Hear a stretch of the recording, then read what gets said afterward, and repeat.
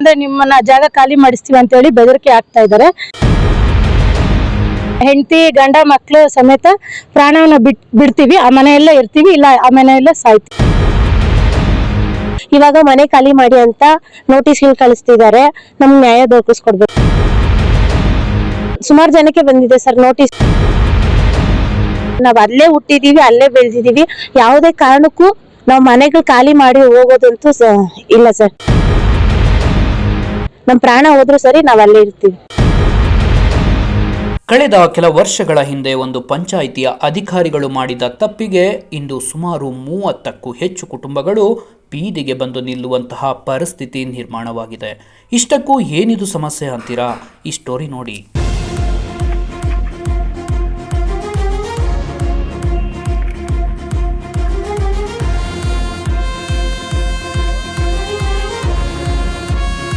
S, ಹೌದು ವೀಕ್ಷಕರೇ, ದಶಕಗಳ ಹಿಂದೆ ಚಿಕ್ಕಬಳ್ಳಾಪುರ ತಾಲೂಕಿನ ಆವಲಗುರ್ಕಿ ಗ್ರಾಮ ಪಂಚಾಯಿತಿಯ ಅಧಿಕಾರಿಗಳು ಮಾಡಿದ ಎಡವಟ್ಟಿಗೆ ಇಂದು ಒಡ್ಡರಪಾಳ್ಯ ಗ್ರಾಮದ ಅನೇಕ ಮಂದಿ ತೊಂದರೆಗೆ ಒಳಗಾಗಿದ್ದಾರೆ.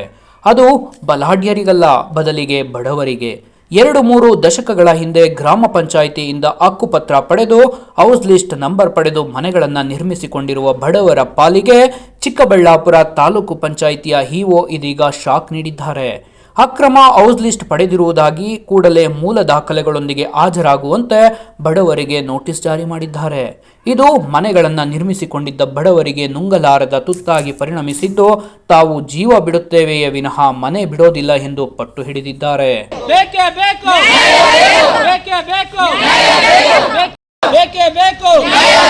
ಬೇಕೇ ಬೇಕು. ದಲಿತರ ಮನೆ, ದಲಿತರ ಮನೆ, ದಲಿತರ ಮನೆ. ಬೇಕೇ ಬೇಕು, ಬೇಕೇ ಬೇಕು, ಬೇಕೇ ಬೇಕು, ಬೇಕೇ ಬೇಕು, ಬೇಕೇ ಬೇಕು.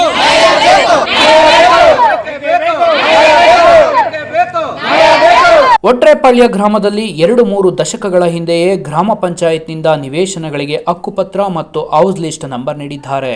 ಸರ್ಕಾರದಿಂದಲೇ ದಾಖಲೆಗಳನ್ನು ನೀಡಿದ್ದಾರೆ ಎಂಬ ಕಾರಣಕ್ಕೆ ನಾವು ಮನೆಗಳನ್ನು ಕಟ್ಟಿಕೊಂಡಿದ್ದೇವೆ. ಆದರೆ ಇದೀಗ ತಾಲೂಕು ಪಂಚಾಯತ್ ಇಒ ಮಂಜುನಾಥ್ ಏಕಾಏಕಿ ನೋಟಿಸ್ ನೀಡಿದ್ದಾರೆ.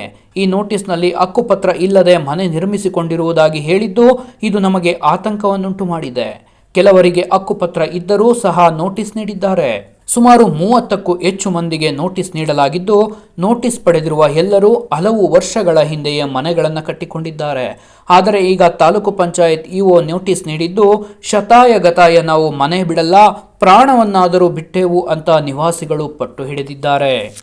ನಮ್ಮ ಹೆಸರು ರಾಘವೇಂದ್ರ ಅಂತ, ಒಡ್ರೆಪಾಳ್ಯ ನಮ್ದು. ಒಡ್ರೆಪಾಳ್ಯದ ಕಾಯಂ ನಿವಾಸಿ ನಾವು.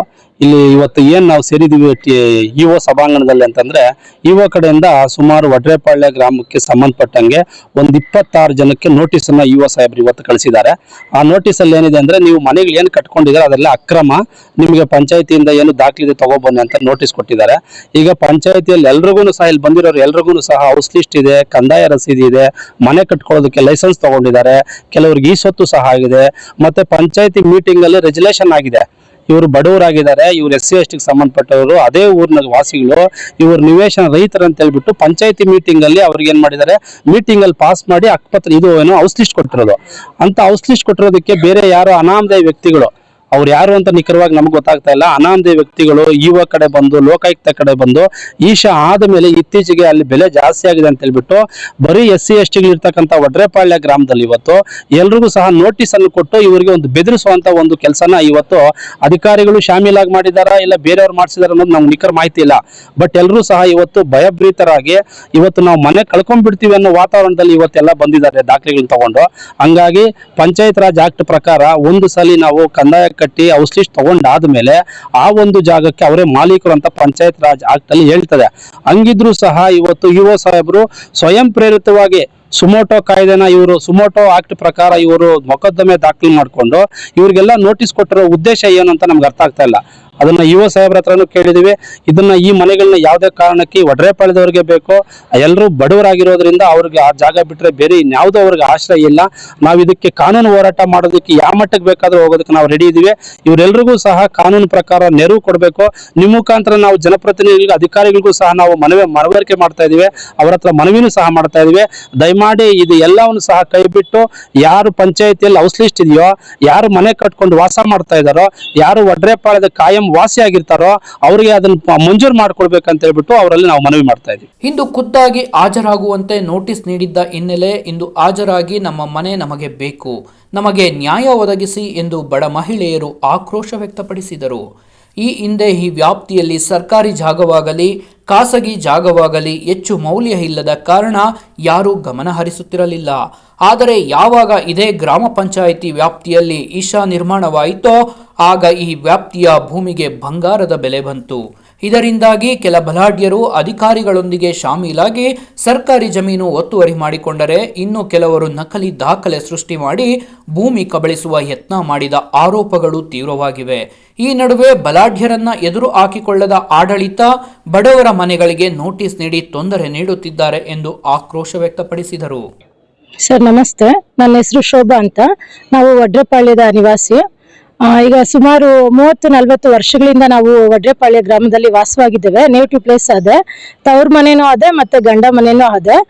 ಇಷ್ಟು ವರ್ಷಗಳಿಂದ ನಾವು ತಿಪ್ಪೆ ಜಾಗದ ಹಸುಗಳ ಮತ್ತೆ ಕುರಿಗಳ ಗಲೀಜನ್ನ ಹಾಕೊಂಡು ತಿಪ್ಪೆ ಜಾಗದಲ್ಲಿ ಇದ್ ಮಾಡ್ತಾ ಇದ್ವಿ. ಬಟ್ ಈಗ ನಾವಿರೋದಕ್ಕೆ ಮನೆ ಇಲ್ದಿರೋದ್ರಿಂದ ಅದೇ ಜಾಗವನ್ನ ಕ್ಲೀನ್ ಮಾಡ್ಕೊಂಡು ನಾವಲ್ಲಿ ಒಂದು ವಸತಿನ ನಿರ್ಮಾಣ ಮಾಡೋದಕ್ಕೆ ಪಂಚಾಯತಿ ಕಡೆಯಿಂದ ಒಂದು ಪರ್ಮಿಷನ್ ಹೌಸ್ ಲಿಸ್ಟ್ ಅನ್ನ ಕೇಳಿದ್ವಿ.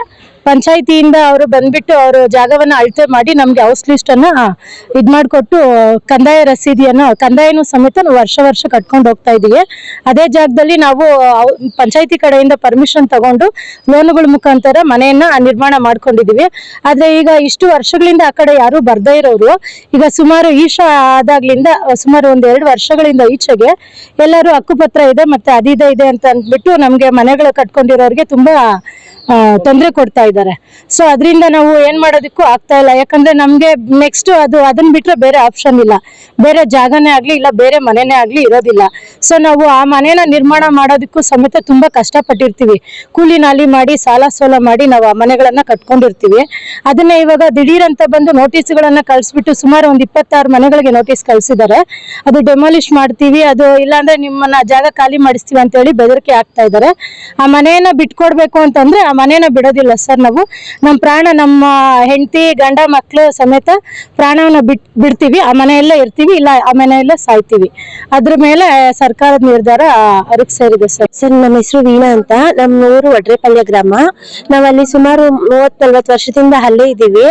ನಮ್ಮ ಅತ್ತೆಯವ್ರ ಕಾಲದಿಂದಲೂ ಅಲ್ಲೇ ಮನೆ ಮಾಡ್ಕೊಂಡಿದೀವಿ.